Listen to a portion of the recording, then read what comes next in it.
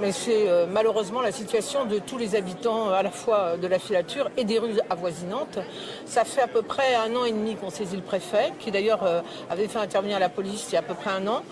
J'étais partie de la filature pour aller à côté à Trévise et rue Jean Jaurès, qui n'avait rien arrangé. Et il se trouve que j'ai eu une réunion avec le préfet à ma demande de toute urgence il y a 15 jours maintenant, début juillet, pour lui demander de mettre fin à cette situation. On arrive finalement à la filature à avoir une situation qui n'est pas éloignée des 4 tours de l'île Sud, où la police a fait un immense travail avec des résultats.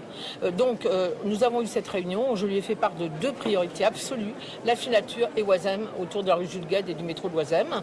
Alors la police mais ne reste pas suffisamment. Et donc, bien évidemment, dès que j'ai vu cette vidéo, j'ai d'abord appelé cette jeune femme. J'étais à la fois en colère et très attristée de ce qui lui arrive. Elle a bien fait de réagir parce qu'il y a un moment, si on n'a pas de la police suffisamment, Castaner nous avait répondu qu'on était sous-doté. Je compte bien aller voir le ministre Darmanin pour le lui redire parce que ce n'est plus possible. Là c'est l'enfer pour les gens. C'est l'enfer comme ça l'était dans les 4 tours de l'île Sud.